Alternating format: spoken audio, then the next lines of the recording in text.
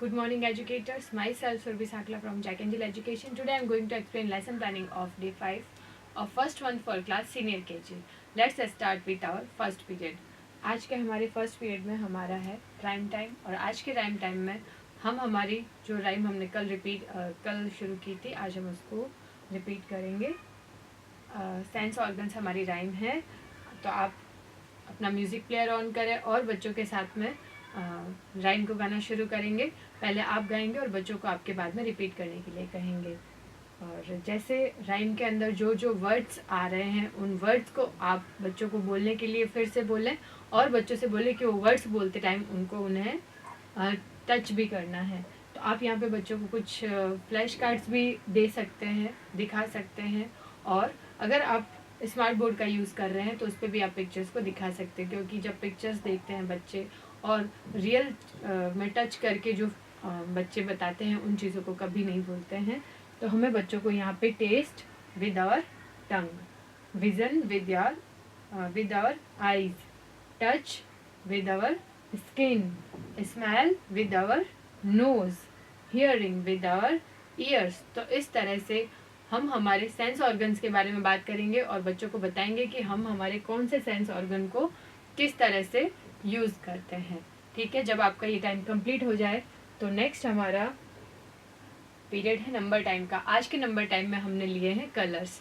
हमारे बच्चों को कलर्स का नाम भी पता है, कलर के शेड्स भी पता है, तो आज फिर से हम उनको बहुत सारे कलर्स दिखाने वाले हैं. तो आप क्या करेंगे कि इस तरह से आप कलर के फ्लैश कार्ड्स कलेक्ट कर लीजिए, और जो कलर आप क्लास में दिखाने वाले हैं, इफ़ पॉसिबल तो आप कुछ ऑब्जेक्ट्स कलर से रिलेटेड रख लीजिए और बच्चों से उनका नाम और कलर बताने के लिए कहें.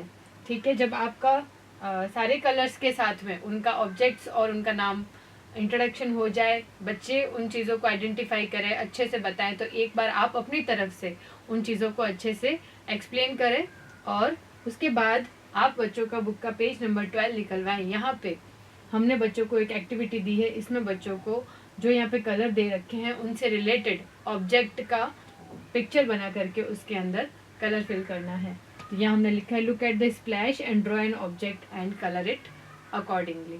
ठीक है, जब आपका ये पीरियड कंप्लीट हो जाए तो नेक्स्ट है हमारा लैंग्वेज टाइम. और आज के लैंग्वेज टाइम में हम यहाँ पे स्वर अ की राइटिंग करेंगे, और राइटिंग से पहले एक बार फिर से हमें बच्चों से स्वर अ के बारे में बात करनी है. स्वर अ की फॉर्मेशन कैसी होती है, बच्चे आपको एयर ट्रेसिंग करके बताएं. आप बच्चों के साथ स्वर अ की कविता को रिपीट करें. स्वर अ से शुरू होने वाले शब्द एक बार आप बच्चों से बोलें कि वो क्लास में रिपीट करें. जितने भी नाम उन्हें आते हैं 4 to 5, और उसके बाद आप बच्चे का बुक का पेज नंबर, क्लास एक्टिविटी का पेज नंबर 13 निकलवाएं. यहाँ पे हमने स्वर अ की राइटिंग दी है. तो राइटिंग शुरू करने से पहले एक बार फिर से आप बोर्ड पर अ को ड्रॉ करें और बच्चों से बोले कि उन्हें फॉर्मेशन इस तरह से बनानी है. और एक बार जब यहाँ पे पेंसिल से लिखना शुरू करेंगे, उससे पहले बच्चों को आप फिंगर ट्रेसिंग करवाएं. इससे बच्चे बहुत इजीली लिख पाएंगे. कुछ बच्चे हो सकता है बहुत अच्छा लिख लें, और कुछ बच्चों को हो सकता है कि आपके हेल्प की ज़रूरत पड़े.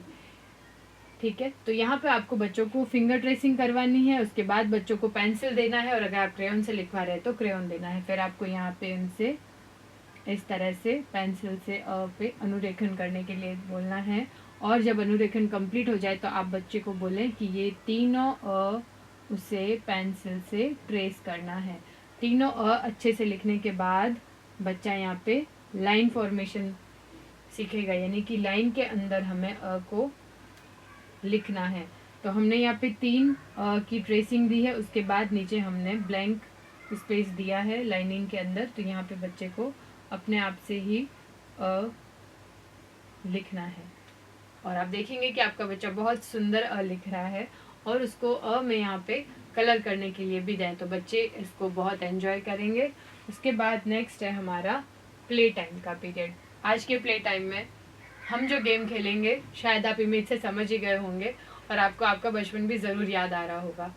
तो ये गेम हमेशा से हम सबका फेवरेट रहा है. इसके लिए आपको बच्चों को सर्कल में बिठाना है और एक हैंकी लेना है. इस गेम में हमारे बच्चों की जो स्किल्स डेवलप होगी वो है gross motor, listening and speaking. आपको पता है कि हैंडकरचीफ वाला गेम कैसे खेलना है. तो आपको बच्चों को सर्कल में बिठाना है और एक बच्चे को हैंकी देना है और आपको साथ में गाना है घोड़ा चमार खाए पीछे देके मार खाए। तो बच्चा जो है हैंकी लेकर के वो बाकी बच्चों के पीछे पीछे घूमेगा और हर एक बच्चे को वो हल्के हल्के पीछे हैंकी से टैप करते हुए जाएगा। और आपको पता है कुछ बच्चे नोटी होते हैं तो वो इस तरह से ध्यान भी रखते हैं कि मेरी टर्न कब आएगी या मेरे पीछे हैंकी तो नहीं रखा जा रहा है। तो उस बच्चे को आपको पहले एक बार बताना होगा कि किस तरह से प्ले करना है। तो आप इसमें अपनी को टीचर की हेल्प भी ले सकते हैं। आप अपने को टीचर को बोले कि वो बच्चों के साथ साथ गोल गोल घूमे और उस बच्चे को इंस्ट्रक्ट करे कि अब आपको हैंकी रख देना है और अपनी जगह पे जाके बैठ जाना है। फिर जिस बच्चे के पीछे हैंकी रखा गया है तो उस बच्चे को उठ के फिर दूसरे बच्चे को उठ के उस सर्कल को कंप्लीट करना है। अगेन वो किसी और बच्चे के पीछे हैंकी रखेगा। फिर इस तरह से एक एक बच्चे की टर्न आती जाएगी। तो आप यहाँ पे म्यूजिक प्लेयर का भी यूज़ कर सकते हैं और बच्चों को से बोले कि वो साथ साथ में क्लैप करें और खूब साथ साथ में गाएं। बच्चे और आप आई थिंक गेम को बहुत एंजॉय करेंगे। इसके बाद है हमारा जनरल अवेयरनेस टाइम। आपको बच्चों से यहाँ पे चाइल्ड्स के बारे में बात करनी है कि अभी तो वो यहाँ पे टॉडलर है, यानी कि ये उनकी खुद की एज है। फिर जब इनकी थर्ड स्टेज आएगी तो यानी कि थोड़े से और बड़े हो जाएंगे।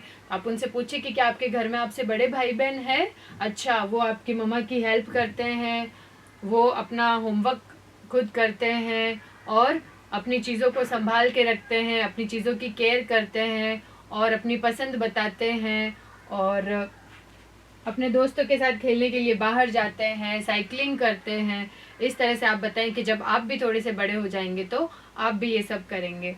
फिर आप बच्चों को बताएं कि जो टीनेजर्स होते हैं यानी कि उनसे और बड़े भैया दीदी, जैसे अगर आपका स्कूल सीनियर सेकेंडरी है तो आप वहाँ के भी बच्चों के बारे में बात करके उनको बता सकते हैं। और उनके घर पे अगर कोई इस तरह के बच्चे हैं या नहीं है वो भी आप बच्चों से इन जनरल बातचीत में ही पूछ सकते हैं और बताएं कि वो किस तरह से जैसे थोड़े ज़्यादा बड़े हो जाते हैं, जो ड्राइविंग करते हैं, जो स्कूटी चलाते हैं, जो कार चलाते हैं, जो बाइक चलाते हैं, वो टीनेजर्स होते हैं। जब आप थोड़े ज़्यादा समझदार हो जाएंगे, जब आप थोड़े ज़्यादा बड़े हो जाएंगे, जब आपके पेरेंट्स आपको गाड़ी सिखाएंगे, जब आप 18 ईयर्स के हो जाते हैं तब पेरेंट्स आपको गाड़ी सिखाते हैं, आप ड्राइव कर सकते हैं और आप अपने फ्रेंड्स के साथ बाहर जा सकते हैं। इसी तरह से आपको यंग एडल्ट्स के बारे में बात करनी है। यंग एडल्ट्स यानी कि वो कॉलेज गोइंग स्टूडेंट्स भी होते हैं और इनमें से आप जॉब भी करना शुरू कर देते हैं जब आप इस एज में आते हैं, तो है ना। तो आप बच्चों से पूछें कि आपके घर पे कोई है जो कॉलेज जाता है, तो बच्चों को ज़रूर पता होता है कि उनके भैया दीदी कौन सी क्लास में है, कौन कॉलेज जाता है, कौन स्कूल जाता है, कौन अपने प्रोजेक्ट कंप्लीट करता है, कौन अपना होमवर्क कंप्लीट करता है।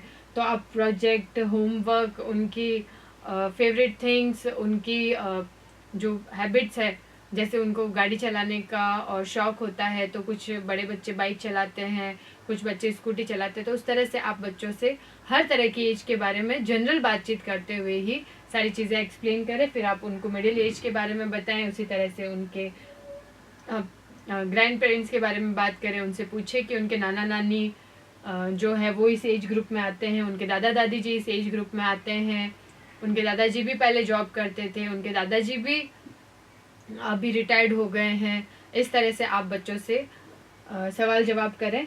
और आप पौधों का भी एग्जाम्पल ले सकते हैं। आप बच्चे को बताएं कि कैसे एक सीड होता है, बीज होता है, जिसको लगाने के बाद वो छोटा पौधा बनता है, फिर उसके बाद वो थोड़ा सा बड़ा पेड़ बनता है और उसके बाद वो इतना बड़ा पेड़ बन जाता है, फिर वो हमें खूब सारे फल देता है, हमें बहुत सारी छाया देता है। तो उसी तरह से आपको बच्चों को बताना है कि जैसे जैसे आप भी बड़े होंगे आप भी बहुत सारी चीज़ें सीखेंगे। जैसे आप यहाँ सबसे छोटे बेबी थे तो आपको तो चलना नहीं आता था, आपको तो रोना ही आता था, आप हर चीज़ अपनी रो के एक्सप्लेन करते थे। फिर आप थोड़े बड़े हो गए तो आप अपने आप से बोलने लगे, आपने नए वर्ड्स सीखे, आप स्कूल आने लगे, आपने फ्रेंड्स बनाए, आपने टीचर्स को पहचानना शुरू किया, है ना। यहाँ पे आपका एक सर्कल बन गया है। फिर आप बच्चे को बताएं कि जब आप बड़ी क्लास में आएंगे, जैसे आप 4th में आएंगे, आप 3rd क्लास में आएंगे, तो देखिए आपसे थोड़े से बड़े बच्चे भी हैं यहाँ पे जो अपना चीज़ें अपनी शेयर करते हैं, या कुछ इन बच्चों की हैबिट्स के बारे में आप बात करें कि कैसे वो अपनी चॉइसेस बताने लगते हैं। फिर आप यहाँ पे टीनेजर्स का जब एग्जांपल लेंगे तो आप ड्राइविंग का एग्जांपल उनको दे सकते हैं। और जब एडल्ट्स की बात करें तो हमने एग्जांपल इनका लिया था जॉब वाला और कॉलेज वाला। इसी तरह से मिडिल एज्ड और रिटायर्ड के बारे में भी बात करनी है। आप उनको अपने ग्रैंड पेरेंट्स के बारे में भी बताएं कि जैसे जैसे आपकी एज बड़ी होती है आपके पेरेंट्स, आपके ग्रैंड पेरेंट्स, ये सब भी उस एज में जाएंगे और हम सब भी जैसे जैसे बड़े होंगे बहुत सारी चीज़ें सीखेंगे। ठीक है, इस तरह से आपको अपना ये टॉपिक कंप्लीट करना है। चलिए नेक्स्ट है हमारा रिफ्लेक्शन टाइम। फिर से रिफ्लेक्शन टाइम, जैसे हम हमेशा रिफ्लेक्शन टाइम में पूरे दिन के बारे में बात करते हैं, तो वैसे ही आपको बच्चों से पूछना है, उनकी राइम रिपीट करवाएं, उनसे कलर्स का एक बार सारे कलर्स के नाम बोलने के लिए बोलें, सारे ऑब्जेक्ट्स जो उन्होंने देखे हैं क्लास में या जो ड्रॉ किए हैं उनके बारे में पूछें। फिर आप बच्चे से लैंग्वेज टाइम में उन्होंने अ पे राइटिंग की थी ये उन्हें याद दिलाएं, उन्हें अ की फॉर्मेशन पूछें। और हैंडकरचीफ गेम खेला था तो उसमें बच्चों को कितना मज़ा आया था वो बच्चों से एक बार ज़रूर पूछें। और जनरल अवेयरनेस में हमने एजेस और स्टेजेस के बारे में बात की थी, तो आप सभी एजेस का नाम लेकर के बच्चे को एक बार से फिर से उनके नाम रिपीट करवाते। ठीक है, फिर है नेक्स्ट हमारा होमवर्क टाइम।